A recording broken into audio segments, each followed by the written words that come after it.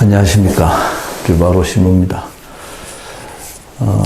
오늘 사실은 이 성경 말씀의 내용이 굉장히 짧은 내용입니다만은 그 짧은 내용이면서도 단순하게 생각할 수도 있는데 그래도 우리들이 한번 같이 생각해 봐야 될 것이 이 형제들과의 영적 친교라는 겁니다.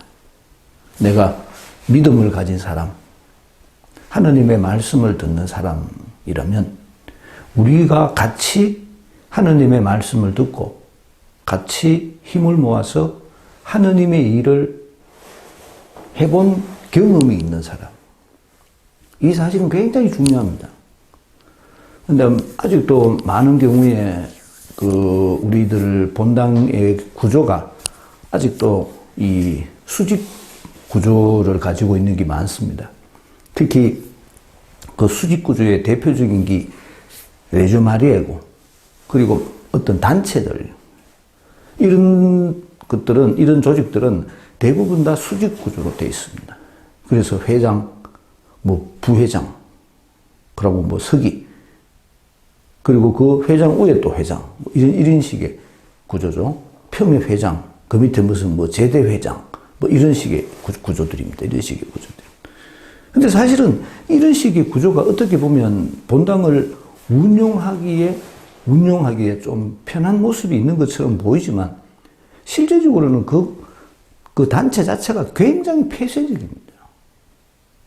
그러니까 단체가 폐쇄적이라는 그 자체만 해도 단체라는 것이 가지고 있는 그 개념만으로도 벌써 이게 예수님의 가르침하고 안 맞는 겁니다. 우리는 너무나 그게 익숙하기 때문에 이때까지 본당을 그렇게 운영을 해왔고 또 그게 너무나 익숙하기 때문에 그게 당연한 것처럼 생각하지만 실제적으로 예수님께서 원하셨던 공동체라는 큰 울타리의 눈에서 볼 때 그 단체라는 것이 굉장한 제약이 되는 겁니다. 제일 큰 제약이 폐쇄성입니다. 그 단체에 들어간 사람, 안 들어간 사람. 그리고 그 단체에 속한 사람들, 자기들끼리만 독점권. 예를 들어서. 쉽게 설명하자면, 복사단만 복사를 하는 겁니다. 그럼 니도 하고 싶으면 복사단 들어가면 안 되나? 잘 넣어줍니까? 넣어주게 하겠죠. 또, 설사 내가 들어간다 하더라도 또 다른 자기들만의 어떤 권력이 되는 겁니다. 복사단에서 아무도 복사를 안 쓰려면 복사가 없는 거죠. 이런 식의 구조가 된다는 겁니다. 이런 구조부터 없애야 됩니다, 사실은. 그런 구조를 없애는 게 사실은 반모임입니다. 사람들이 거기에 적극적으로 참석을 안 하려고 해서 그렇지, 반이 전례를 맡고, 반 자체로 자기들, 자녀들 종교교육을 하고, 반 자체로 자기 반 내에서 누군가가 상을 당하거나 누군가가 결혼식을 하면 같이 준비를 하고, 반 자체로 선교를 하고, 반 자체로 사회복지 활동을 하고, 이런 것이 사실은 가장 이상적인 모습이라는 겁니다. 우리들은 그런 이상적인 모습을 만들어 나갈 줄 알아야 됩니다. 현재 우리가 가지고 있는 이 기존의 체제를 유지하기 위한 수단으로만 생각하면 안 되고, 우리가 보고 먼 미래를 보고 그 먼 미래를 향해서 우리들이 조금씩 같이 앞으로 나갈 수 있는 그런 방법을 찾아야 돼요. 어떻게 말하면 이 구조의 차이점인데, 개신교회는 엄청나게 큰 교회들이 많습니다. 대형 교회들. 그러면 천주교회는 대형 교회가 별로 없습니다. 물론 우리는 이 구역별로 나눠져 있기 때문에 대형 교회가 생길 수 있는 근본적인 어떤 그 결함이 있기는 하지만, 그럼에도 불구하고 이 예배당이 가지고 있는 예배당과 같은 대형 교회가 생길 수 없는 이유가, 여러 가지 많은 이유가 있지만 그 중에 제일 큰 이유가 신부들 이동이 너무 잦은 겁니다. 신부들 이동이 잦은 것이 장점일 수도 있지만 제가 보기에는 장점보다는 단점이 훨씬 많습니다. 사목에 일관성이 없습니다. 사목에 일관성이 없기 때문에 사목의 결실을 보지를 못하는 겁니다. 적어도 신부가 자기가 가지고 있는 사목적 철학에 의해서 어느 본당에서 사목을 하려면 3년의 준비 기간이 필요합니다. 신자들이 신부가 가지고 있는 그 비전에 그렇게 쉽게 동의하지 않습니다. 한 번 말한다고 해서 다 듣습니까? 절대 그렇지 않습니다. 반복해서 설명하고 조금씩 구조를 바꿔가지고 정말로 예수님께서 원하셨던 바람직한 모습의 본당 체계를 만들어가는 겁니다. 그런데 아쉽게도 조금 만들어 놓으려고 하면 딴 데 가라 합니다. 그러면 또 다른 신부가 그런 비전을 갖지 못한 다른 신부가 와서 이제까지 만들어 놓은 걸 또 다 원위치 시킵니다. 그런 에너지 낭비를 가는 본당마다 그렇게 쓸데없는 데 힘을 쓰는 겁니다. 제가 주교라면 나는 늙어가 시키지도 않겠지만 적어도 신부는 한 본당에 10년은 있어야 됩니다. 그리고 10년 동안 자기 사목에 대해서 책임을 지도록 해야 됩니다. 그럼 사목을 뭐 하면 왜노? 그 신부가 사목을 잘할 수 있도록 도와주는 사람들이 주교입니다. 내 생각에 10년을 보장을 하고 그다음에 본당에 있는 신자들에게 랜덤으로 설문조사를 해야 돼. 네가 너 본당 신부한테 하고 싶은 말 있으면 해라. 그리고 그 설문지를 받아가지고 그 설문 내용을 요약하면 지금 이 신부가 어떤 모습으로 사목하는지가 대부분 다 나옵니다. 그리고 그 내용을 가지고 본당 신부하고 주교가 만나서 서로 상의를 해야 됩니다. 주교가 하는 일은 그런 겁니다. 에피스코푸스, 멀리 보는 사람입니다. 신자들 만나는 게 중요한 게 아닙니다, 주교는. 주교가 해야 될 제일 중요한 일은 신부 사목하는 일입니다. 신부들이 의식을 가지고 사목할 수 있도록 도와주고, 신부들이 스스로를 복음할 수 있도록 그런 역량들을 제공해주고, 그런 것이 주교가 해야 될 제일 중요한 일입니다. 신자들은 안 만나도 됩니다. 이런 구조를 우리들이 만들어 가야 됩니다. 그런 것들이 우리들 속에서 이루어져 가야 됩니다. 적어도 10년 후에 또 계약하면 됩니다.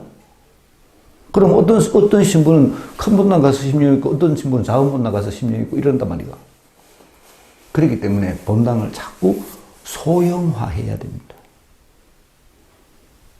제가 옛날에 사목국에 있을 때 그런 것들에 대해서 이런 글을 써놓은 것들이 굉장히 많습니다. 그런데 아무도 그거를 보고도 아무도 반응이 없어요. 실제적으로 우리의 본당을 어떻게 예수님께서 원하셨던 모습으로 만들어 갈 것인가? 이 사실은 굉장히 중요합니다.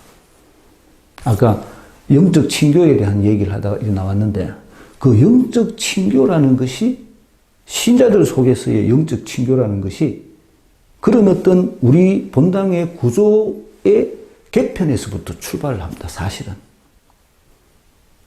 단체 모임에서는 영적 친교라는 것을 경험하기가 굉장히 어렵습니다. 왜냐하면 아까도 말씀드렸듯이 상하 구조이기 때문에 그렇습니다. 반모임에서 혹은 소공동체에서는 영적 친교가 가능합니다. 정말로 영의 형제, 저하고 내하고는 영의 형제예요. 우리는 같이 예수님 말씀을 듣고, 우리는 같이 힘을 모아서 하느님의 일을 했다. 우리는 같이 땀을 흘렸다. 우리는 같이 노력했다. 우리는 같이 시간을 투자했다. 그런 과정 속에서 니하고 내하고가 정말로 하나님 안에서 영적 형제라는 것을 우리들이 경험했다. 이런 경험이 필요한 겁니다. 그 경험이 나로 하여금 하느님을 또 만나게 해주고 나로 하여금 내 성당에 대해서 소속감을 갖도록 해주고 나로 하여금 계속 예수님의 말씀 속에 머물 수 있도록 만들어주는 겁니다. 술 먹는다고 해결될 문제가 아닙니다. 밥 먹는다고 해결될 문제가 아닙니다. 그거는 세상에 있는 어느 다른 개 모임에서도 다 하는 일입니다. 우리는 우리들만이 가지고 있는 경쟁력을 발휘해야 됩니다. 우리들만이 가지고 있는 그 경쟁력이라는 것이 영적 친교입니다. 근데 우리가 대부분의 우리 신자들은 한 번도 그런 것을 경험해 본 적이 없기 때문에 내가 하는 말들이 꿈꾸는 것처럼 들리는 겁니다. 어떻게 그래야 되겠노? 해봐야 됩니다. 실제적으로 우리들이 같이 머리를 맞대고 하느님의 일을 하기 위해서 고민하고 시간을 같이 투자하고 이런 걸 직접 해봐야 됩니다. 그럴 때 내한테 나의 영적 형제, 나의 형제라는 개념이 생길 수가 있는 겁니다. 굉장히 중요한 개념입니다. 그거를 경험을 해봐야 됩니다. 나의 영적 형제. 내한테 어떤 일이 있어도 내가 가서 이야기하고 기댈 수 있는, 정말로 나의 안식처가 될 수 있는 나의 형제. 굉장히 어려운 얘기인데, 그런 형제가 있는 사람은 정말 행복한 사람이에요. 사람들은 보통 성당에 가서 성처조배 하면서 자기가 위안을 얻는다고 말은 하는데, 내가 보기에는 넋두리입니다, 넋두리. 듣는 사람이 누가 있습니까? 허공에 대고 얘기하는 겁니다. 하나님이 듣는다 하더라마는, 글쎄요. 허공에 대고 얘기하고 내 혼자 화풀이 하는 겁니다. 내 혼자 막 넋두리 하다 보니까 속이 좀 풀리는 거죠. 그런 식의 개념으로 접근해서는 안 됩니다. 그걸 믿음이라고 말하면 안 됩니다. 사람이 나와 같이 하느님의 일을 했는 내 형제가 내 이야기를 들어줄 수 있어야 됩니다. 그 사람이 진짜 나에게 위안이 되는 사람입니다. 이런 사람, 나의 영적 형제, 이런 사람이 있어야 됩니다. 이 사람이 내한테 얼마나 큰 힘을 주는지 모릅니다. 그거를 경험을 해봐야 됩니다. 그게 나의 어떤 면에서는 신앙의 힘이기도 합니다. 그게 없으면 나는 성당에 와도 외톨이밖에 안 됩니다. 만들어 보십시오. 나와 같이 하느님의 일을 할 수 있는,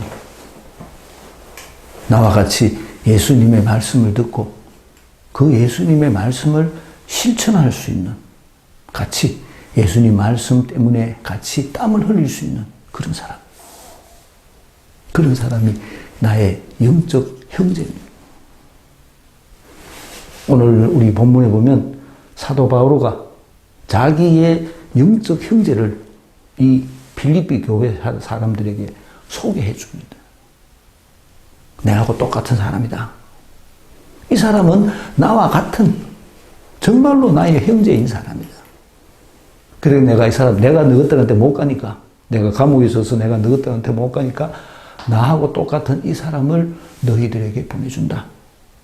이 사람이 내가 하는 역할을 다 할 것이다. 그 얘기를 하는 겁니다. 사도 바오로가 가지고 있는 이 사람에 대한 신뢰 한번 생각해 보십시오. 그 신뢰가 얼마나 대단한 겁니까? 그런 사람을 너에게 보내준다는 겁니다. 사도 바오로는 그런 사람이 있었다는 겁니다. 내가 이런 사람을 가지고 있다는 것이 사도 바오로에게는 엄청난 힘이 된다는 거죠. 그래서 내가 그 사람을 너희에게 보내준다. 그 얘기를 하고 있습니다. 본문 한번 읽어보십시오. 주 예수님 안에서 나는 디모데오를 여러분에게 곧 보낼 수 있게 되기를 바랍니다. 나도 여러분의 소식을 알고 기운을 얻으려는 것입니다. 나와 같은 마음으로 여러분의 일을 성심껏 돌보아 줄 사람이 나에게는 디모데오밖에 없습니다. 모두 자기의 것만 추구할 뿐 예수 그리스도의 것은 추구하지 않습니다. 여러분은 그가 믿을 수 있는 사람이라는 것을 그가 나와 함께 마치 자식과 아버지처럼 복음을 위하여 일하였다는 것을 알고 있습니다. 그래서 내 형편이 어찌 될지 아는 대로 그를 보낼 수 있게 되기를 바랍니다. 나 자신도 곧 가게 되리라고 주님 안에서 확신합니다. 나는 에파프로디토스도 여러분에게 보내야 한다고 생각합니다. 그는 나의 형제이고 협력자이며 전우이고 여러분의 대표이며 내가 공궁할 때에 나를 도와준 봉사자입니다. 그가 여러분 모두를 그리워할 뿐만 아니라 자기가 병이 났다는 소식을 여러분이 듣게 되어 불안해하고 있기 때문입니다. 사실 그는 병이 나서 죽을 뻔하였습니다. 그러나 하나님께서는 그에게 자비를 베푸셨습니다. 그에게만이 아니라 나에게도 자비를 베푸시어 내가 이중으로 슬픔을 겪지 않게 해주셨습니다. 그래서 나는 더욱 서둘러 그를 보냅니다. 여러분이 그를 다시 보고 기뻐하게 하려는 것이며 나도 근심을 덜려는 것입니다. 그러니 주님 안에서 그를 아주 기쁘게 맞아들이십시오. 그리고 이러한 이들을 존경하십시오. 그는 여러분이 나를 위하여 못다한 봉사를 마저 채우려고 목숨을 걸고 그리스도를 위하여 일하다가 죽음에까지 가까이 갔던 사람이기 때문입니다. 두 명을 얘기를 하고 있죠. 디모데오는 바로 사도 바오로의 제자입니다. 사도 바오로하고 설명하기를 아버지와 자식과 아버지 같은 관계다. 그렇게 내가 신뢰하는 관계다. 정말로 나이 차이는 나겠죠. 아버지가 제자니까 나이 차이는 나지만 그럼에도 불구하고 이 사람은 이 디모데오는 나하고 똑같은 나의 영적 형제다. 내하고 똑같은 일을 같이 했고 똑같은 고통을 같이 당했고 똑같은 가치를 가지고 있고 똑같은 길을 향해서 걸어가고 있는 나의 형제다. 사실은 내하고 똑같다 이 말이죠. 내가 지금 감옥에 갇혀 있으니까 이 사람을 너희들한테 보내가지고 이 사람이 너희들에게 복음을 전해줄 것이다. 그 얘기를 하는 겁니다. 두 번째 있는 에파프로디토스는 필리피 사람들이 에페소의 감옥에 갇혀 있는 바오로를 위해서 옥바라지 하라고 보내준 사람입니다. 그러니까 필리피를 떠난 지가 좀 됐겠죠. 그러니까 이 양반도 자기 형제들을 보고 싶은 겁니다. 그리고 에페소에서 사도 바오로를 도와주다가 병이 들었습니다. 그리고 그 사람이 병이 들었다는 소식이 필리피에 있는 신자들에게도 전달됐겠죠. 그래서 필리피에 있는 다른 형제들이 그를 보고 싶어 한다는 겁니다. 그래서 내가 이 사람도 빨리 너희들한테 보내주려고 한다. 그건 정말 고생 많이 했다. 내 때문에. 그리고 실제적으로 병에 걸려가 죽을 뻔도 했다. 그런 고생을 했으니까 나는 이제 다시 그를 필리프로 보내가지고 우리 형제들과 함께 만나는 기쁨을 누리도록 해주겠다. 이 두 사람을 내가 다시 필리피 교회를 위해서 보내준다. 그 얘기를 하는 겁니다. 사도 바오로가 그만큼 신뢰하는 사람들입니다. 나와 같이 하느님의 일을 하는 사람, 이 소리입니다. 그러니까 내가 기꺼이 그를 너희들에게 보내준다는 겁니다. 제일 먼저 이렇게 얘기합니다. 주 예수님 안에서 나는 디모데오를 여러분에게 곧 보낼 수 있게 되기를 바랍니다.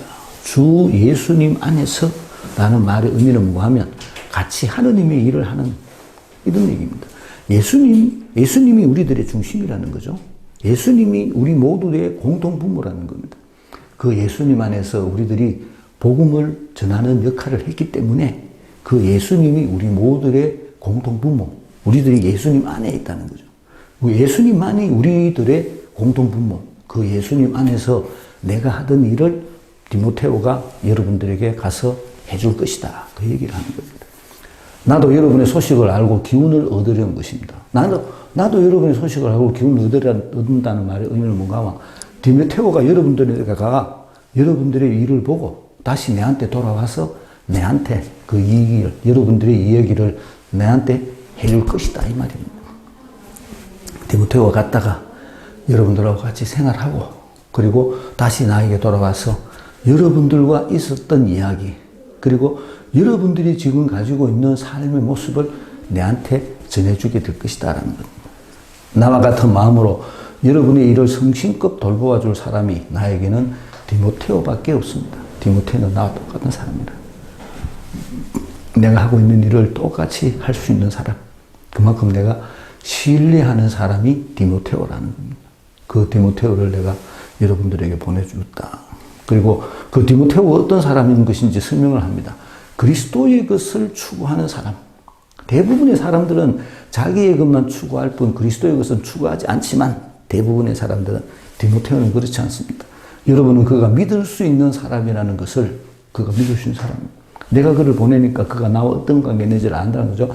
그가 나와 함께 마치 자식과 아버지처럼 복음을 위하여 일하였다는 것을 알고 있다는 겁니다. 여러분들이 디모데오를 미리 벌써 알고 있다는 겁니다. 그가 내하고 어떤 관계인지 그리고 그가 하나님의 복음을 전하기 위해서 얼마나 많은 일을 했는지 여러분들이 알고 있으니까 내가 이 디모데오를 여러분들에게 보내주겠다. 그렇게 얘기를 합니다. 그래서 내 형편이 어찌 될지 아는 대로 내 형편이 어찌 될지 안다는 이 말은 뭔가 막 감옥에서 풀린다든지 아니면 다른 곳으로 간다든지 이런 얘기를 하고 있죠. 에베소에서 감옥에 갇혔던 사도 바울은 에베소에서 풀려나고 난 후에 예루살렘으로 가게 됩니다. 에베소 감옥에 오래 있었지만 그 감옥에 계속 있었던 건 아닙니다. 감옥에서 풀려나게 되죠. 어떤 다른 그 문제, 그 얘기가 사도행전에 잘 나와 있습니다. 내 형편이 어찌 되는지 아는 대로 그를 보낼 수 있게 되기를 바랍니다. 내가 어떻게 될 건지 하는 것도 그 사람이 디모데오가 여러분들에게 알려줄 것이다. 나 자신도 곧 가게 되리라고 주님 안에서 확신합니다. 이 말은 뭔 말입니까? 나도 풀려나게 될 것이다. 내가 풀려나서 여러분들을 얼굴을 맞대고 보고 싶다.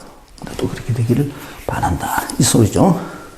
그 다음에 나는 에파프라데스도 여러분에게 보내야 된다고 생각합니다. 아까 거기서 왔던 사람이라고 그랬죠.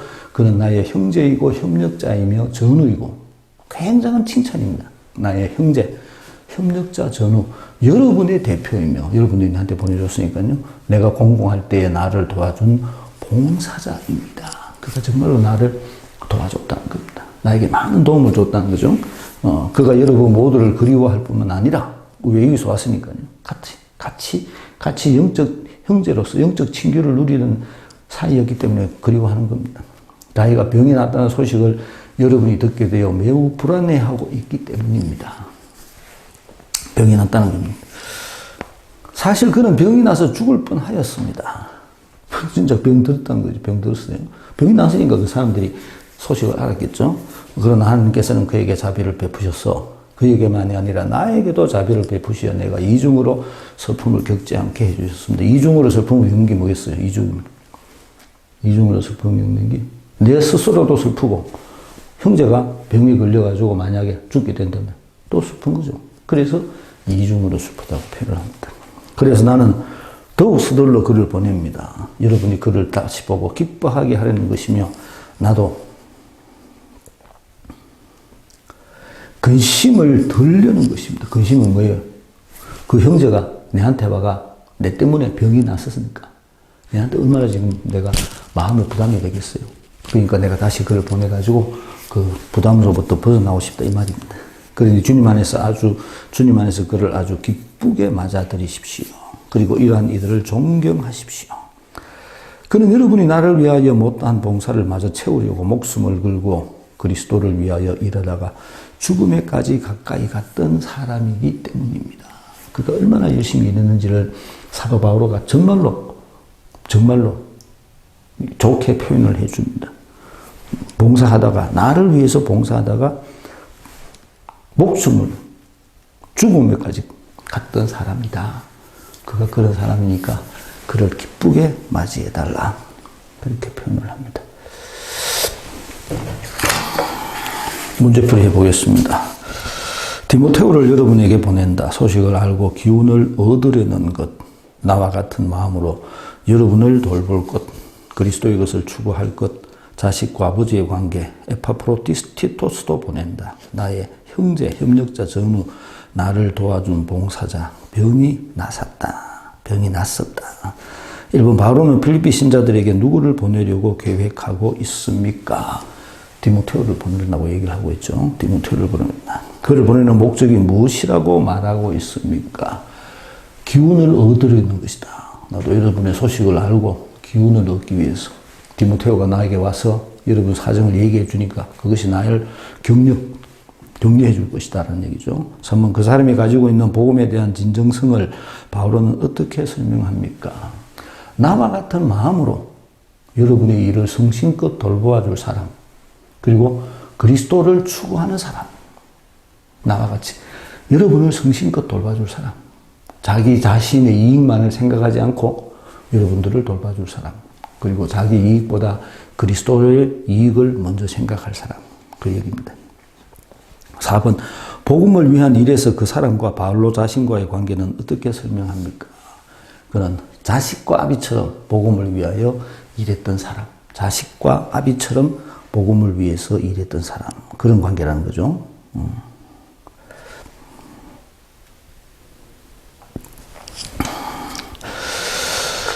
5번 바울은 자신의 계획에 대해서도 말해줍니다. 무엇입니까? 나 자신도 꼭 가게 되리라고 주님 안에서 확신합니다. 내가 풀리나서 여러분들에게 아마 가게 될 것이다. 그러니까 조금만 기다리라. 그런 소리를 합니다. 26번 바울은 다른 사람 한 명을 더 보내려고 계획하고 있습니다. 누구입니까? 그리고 에파프로디토스도 여러분들에게 보낸다. 합니다. 7번 그 사람은 어떤 사람인지를 설명합니다. 찾아봅시다. 25절에 나옵니다. 그는 나의 형제이고 협력자이며 전우이고 여러분의 대표이며 내가 공공할 때에 나를 도와준 봉사자. 여러분들이 내한테 보내준 사람. 나를 도우라고 그를 다시 내가 여러분들에게 보낸다. 8번 그 사람이 불안해하게 된 이유는 무엇이라고 설명합니다. 아프다가 병이 나서 자기가 병이 났다는 소식을 여러분이 듣게 되어 불안해하고 있기 때문입니다. 내가 아프다는 소식을 들어서 여러분들이 굉장히 미안해하니까 내가 가서 도와주겠다는 얘기죠. 9번 그 사람을 보내려는 바로의 의도를 찾아서 적어봅시다. 28절에 나옵니다. 바로의 의도, 그 사람을 보내는 바로의 의도. 여러분이 그를 다시 보고 기뻐하게 하려는 것이며 나도 근심을 들으려고 하는 것이다. 여러분들이 기뻐할 수 있도록 내가 그를 보낸다는 거죠. 10번 그가 행했던 놀라운 업적을 바로는 설명합니다. 찾아봅시다. 나를 위해서 못다한 봉사를 마저 채우려고 목숨을 걸고 그리스도를 위하여 일하다가 죽음까지 가까이 갔던 사람입니다. 나를 위해서 봉사하다가 죽을 뻔했다. 그래서 내가 다시 그를 너희들에게 보내준다. 그 얘기를 합니다. 영적 형제를 만들어 보십시오. 정말로 중요합니다. 나와 같이 우리들이 함께 하느님의 일을 했다. 같이 하느님의 것을 추구했다. 그래서 우리는 하느님 안에서 어느 누구보다도 더 끈끈한 협력자로서의 관계를 가지고 있다. 영적 형제입니다. 그 영적 형제가 우리들에게 엄청난 위안을 줄 겁니다. 마치겠습니다. 안녕히 계십시오.